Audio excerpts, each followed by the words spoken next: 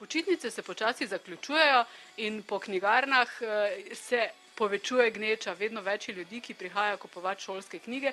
Pa me zanima, kako ste pravzaprav s tem zadnjim oziroma predzadnjim tednom v avgustu zadovoljni pri vas? Moramo reči, da smo kar zadovoljni, tudi starši že kar ogromno kupujejo učbenike, delovne zvezke za svoje otroke.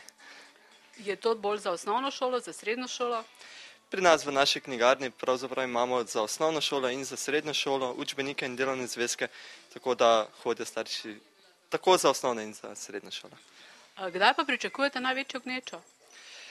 Ja, za osnovno šolo jo bomo zdaj pričakovali pravzaprav, za srednjo šolo pa se glavnina začne v septembru, ko jim v šoli tudi povejo, kaj potrebujejo učenci še dodatno za nemoten pouk.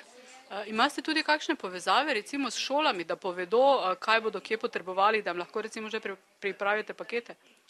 Imajo šole, pravzaprav učencem razdelijo sezname, starši prinesejo te sezname k nam v knjigarno, mi jim pripravimo pakete, jih obvestimo in enostavno potem pri nas dvignejo te pakete.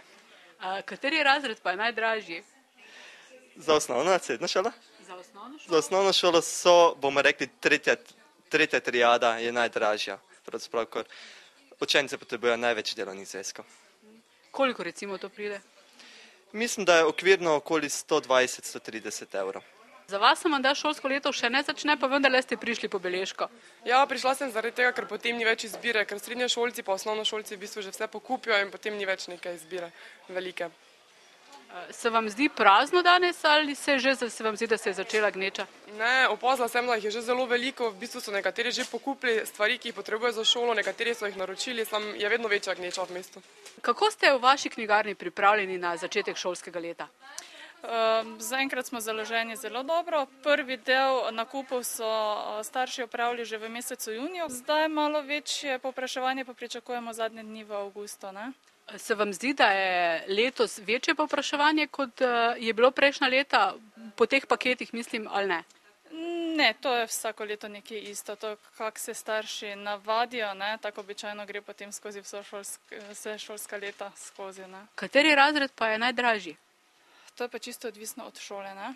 Vsaka šola ima drugačen seznam, lahko pride za prvi razred, mogoče potrebuje samo 3 delovne zvezke, na drugih šolah pa 8–9 delovnih zvezkov, tako da je čisto različno.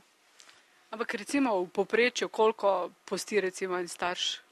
Samo za delovne zvezke v nižjih razredih tam med 60 in 100 evri, v višjih razredih pa od 100 do 150, ne. Tam 7., 8., 9. razred, ko so izbirne vsebine, so tudi zneski malo višji.